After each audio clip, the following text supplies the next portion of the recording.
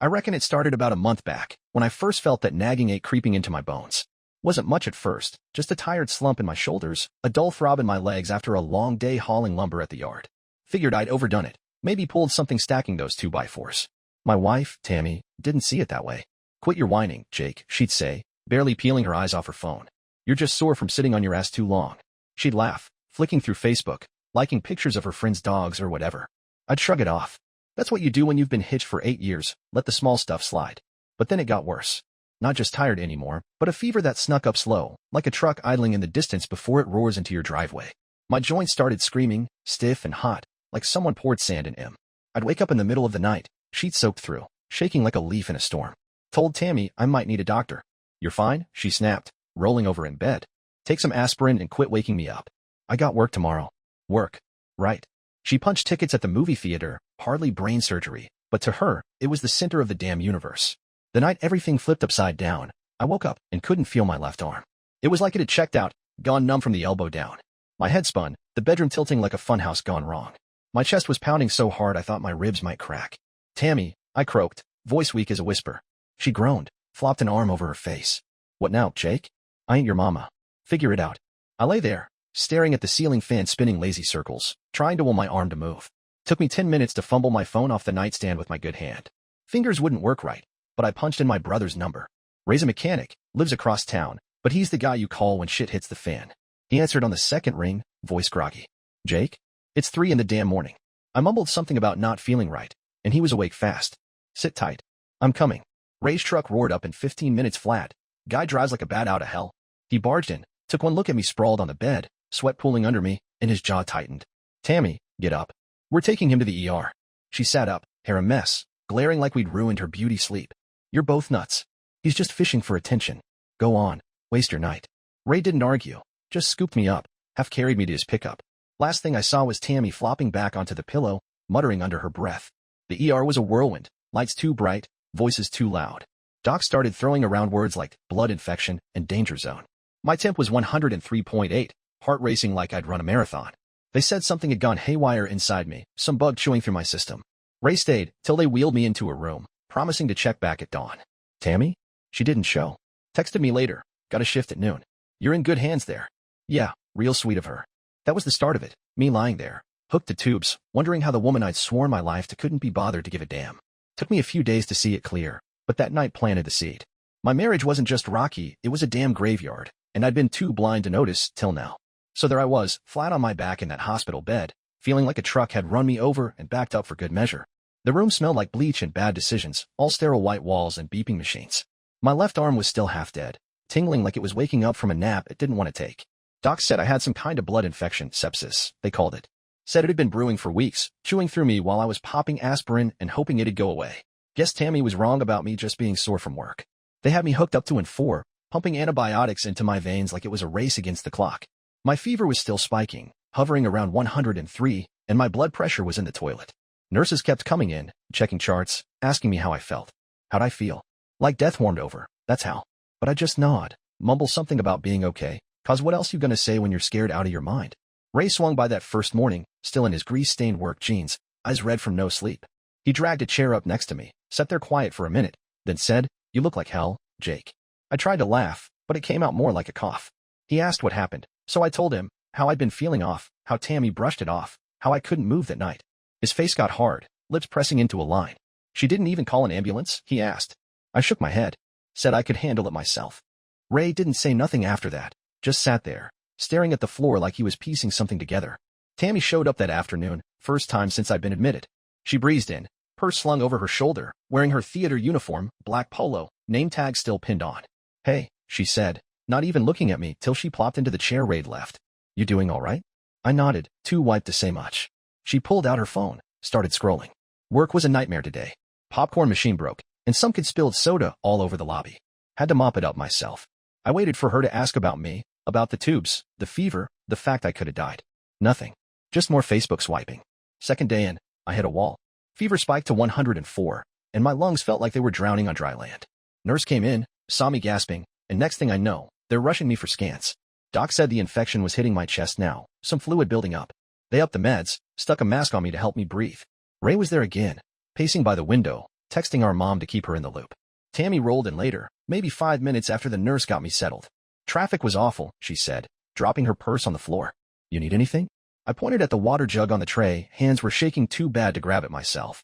She sighed, loud, like I'd asked her to run a marathon. I ain't your maid, Jake. Reach for it. I stared at her, mask fogging up with every shallow breath, and she just went back to her phone, tapping away like nothing was wrong. That's when it hit me, not like a lightning bolt, but slow, like mud settling in a creek. 8 years with this woman, and here I was, fighting to stay alive, and she couldn't be bothered to pour me a damn glass of water. I didn't say nothing, just let the nurse help me when she came back. Tammy stayed maybe 20 minutes, complained about her boss, then said she had to go cause her friend Lisa was throwing a barbecue. You'll be fine here, she said, grabbing her purse. Text me if it's something big. Door clicked shut, and I was alone again, listening to the machine's beep, feeling that truth sank deeper. Ray kept coming, bringing me a charger, some socks, even a burger from the joint down the road when I could stomach food again. Mom called every day, crying a little, saying she'd drive up from Georgia if I needed her. Even my buddy Pete from the lumber yard sent a text. Get well, man. Yard ain't the same without you. But Tammy? She popped in twice more that week. Once to tell me she'd dented the truck backing into a pole, blamed me for not fixing the mirrors right. Second time, she brought a stale gas station coffee, drank half of it herself, and spent the visit whining about Lisa's new boyfriend. Never asked the docs a thing. Never asked me how I was holding up. 10 days I was in there. 10 days of needles, pills, and nurses who cared more than my own wife. Ray helped me shuffle down the hall when my legs started working again. Mom sent a care package, homemade cookies, a car magazine, a note saying she loved me. Tammy didn't even pick me up when they cut me loose. Said she was swamped at work. Ray did it instead, driving me home in his rattling Ford, glancing at me every few miles like he wanted to say something. I didn't push him. I was too busy replaying that water jug moment in my head, knowing my marriage was a ghost town I'd been wandering through blind. When we pulled into my driveway, Tammy's car was gone. Probably at Lisa's again. I looked at Ray and said, I gotta get out of this, don't I? He nodded, slow. Yeah, Jake. You do. That was it. No big speech, just the truth. I spent that ride home plotting, quiet-like. Near death don't just change you. It shines a light on all the crap you've been ignoring. And I was done ignoring. Back home from the hospital, I felt like a stranger in my own damn house. The place smelled like Tammy's lavender candles and burnt toast. Guess she'd been fending for herself while I was gone.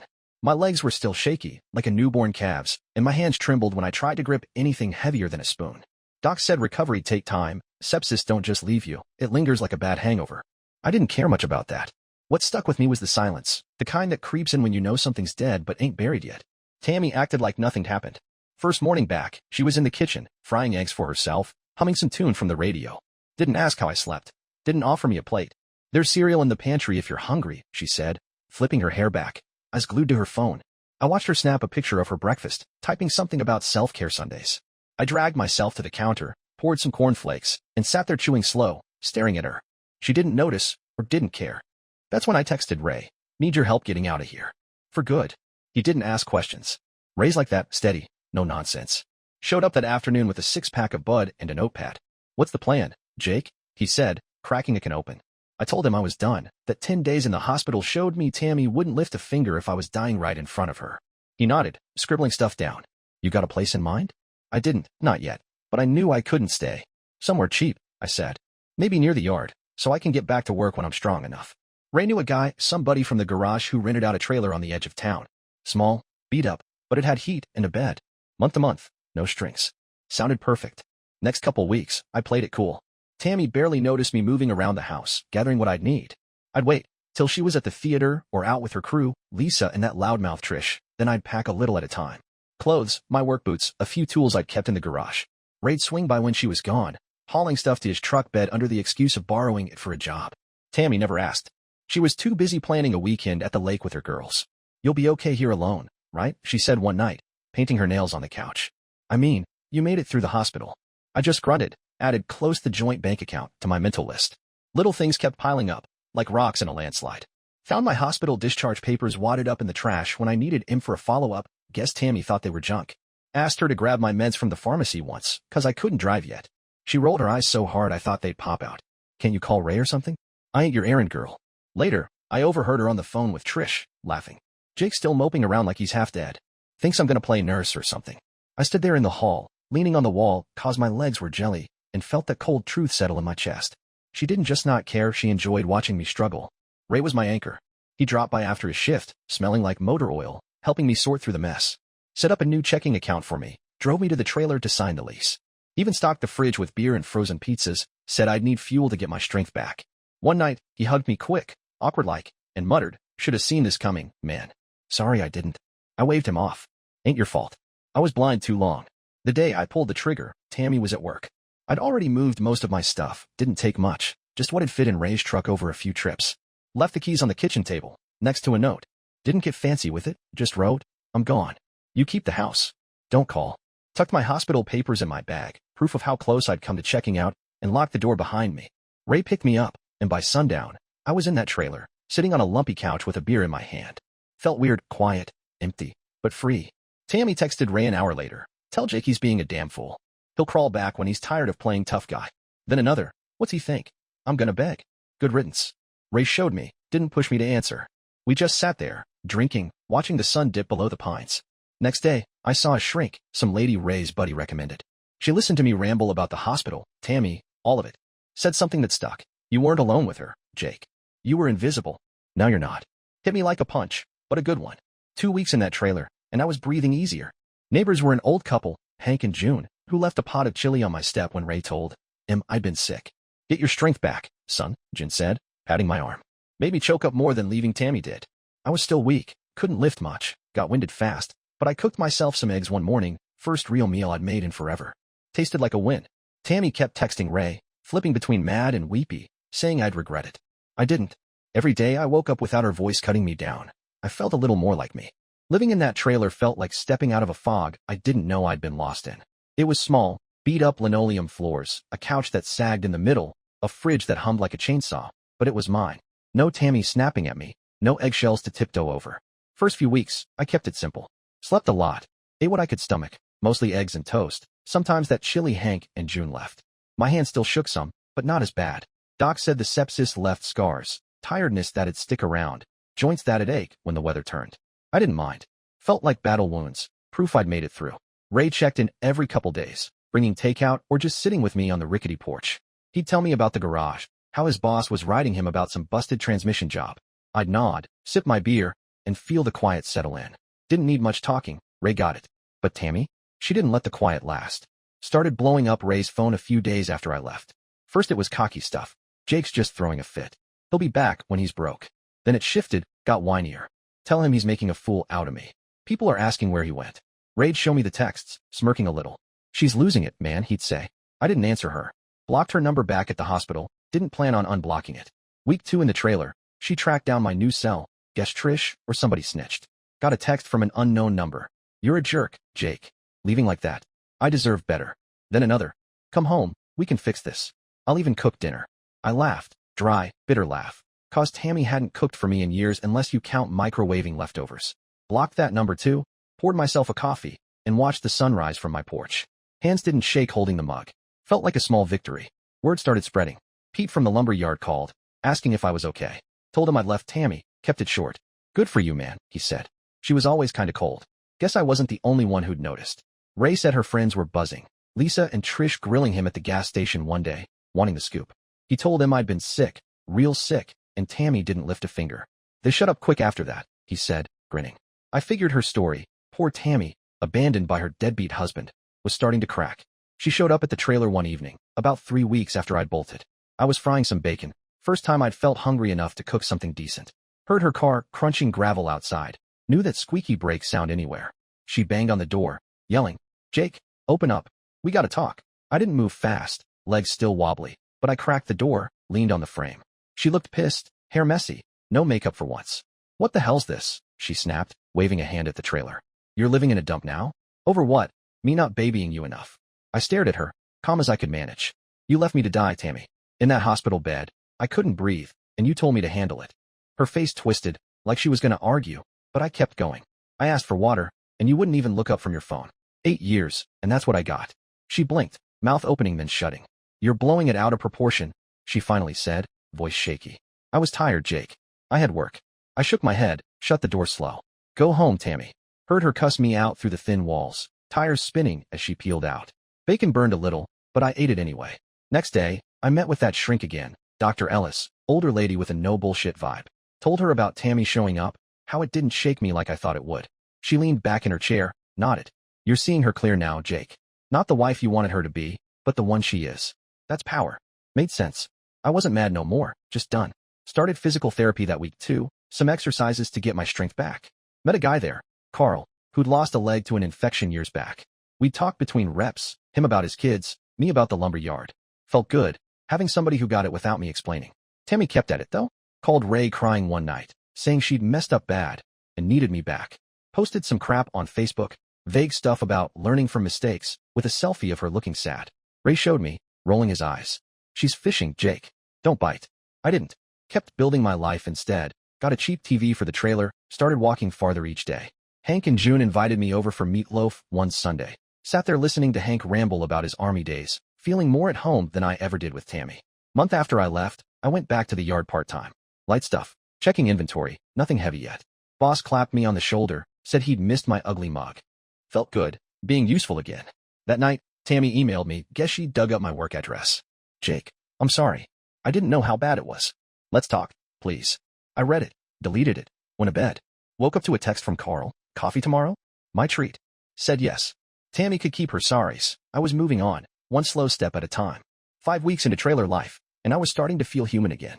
Not all the way, my legs still gave out if I pushed too hard, and my hands cramped up holding a hammer too long, but better. Mornings, I'd sit on the porch with coffee, watching the fog lift off the pines, listening to the quiet. Work at the lumber yard was steady, just enough to keep me moving without breaking me. Pete'd rib me about being half a man now, but he'd haul the heavy stacks himself, grinning like he didn't mind. Good guy, Pete. Tammy, though, she wasn't letting go easy. After that night at the trailer, she went quiet for a bit, but it was the calm before the storm. Started hearing from folks around town, old buddies, cousins, even the lady who cut my hair. Tammy's saying you up and left her for no reason. My barber, Sue, told me, snipping away. Says she tried to help you, but you're too stubborn. I snorted, watching hair fall to the floor. Yeah, help? She helped herself to Facebook while I was dying. Sue raised an eyebrow, didn't push. Guess she'd seen enough marriages go south to know the score. Then the call started. Not to me, Ray. She'd ring him up late, voice all teary, begging him to talk sense into me. She's saying she's falling apart, Jake. Ray told me over burgers one night. Says you're punishing her for nothing. He slid his phone over, text from her. He's making me look like the bad guy. I was there for him, Ray. I laughed, cold and short. There? She was there for her phone screen. Ray shook his head.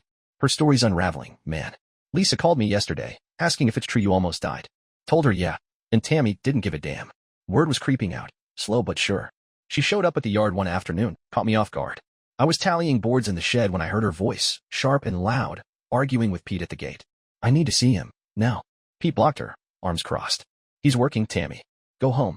I stepped out, wiping sawdust off my hands, and she zeroed in on me. Looked rough, eyes puffy, shirt wrinkled, like she hadn't slept. Jake, this is stupid, she said, marching over. You're ruining us both. Come back, we'll figure it out. I stood there, feeling the ache in my knees, remembering that hospital bed.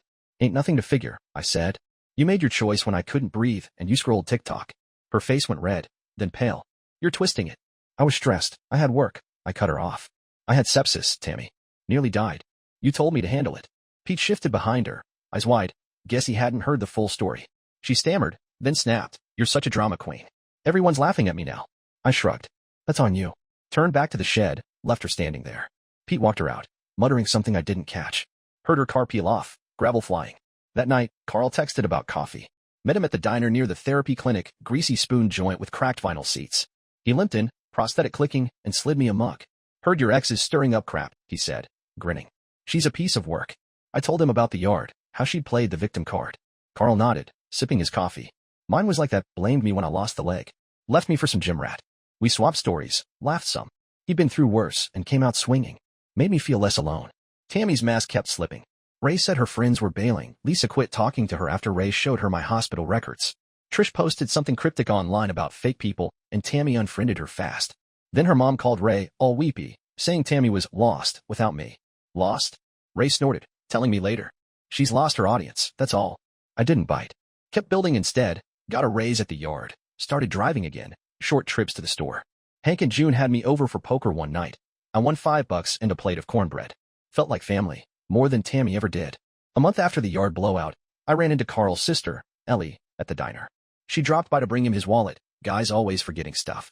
She's a nurse, works nights at the county clinic, got a quick smile and a laugh that cuts through the noise. You're the lumber guy, right? She said, sliding into the booth. Carl says you're tough as nails. I shrugged, grinning. Just stubborn. We talked till Carl finished his pie at hospitals, small towns, her dog that chewed up her couch. Easy, no pressure. When she left, Carl smirked. She likes you, man. I waved him off, but my chest felt warm. Tammy emailed again that week. Long ramble about how she'd changed, how she missed me. I didn't mean to hurt you, Jake. Let's meet, please. I read it, deleted it, went to therapy. Dr. Ellis said. She's chasing what she lost, not you. You're not that guy anymore. She was right. I wasn't. Next day, Ellie texted, got my number from Carl, asked if I wanted to grab coffee, just us. Said yes. Tammy could keep her games. I was done playing.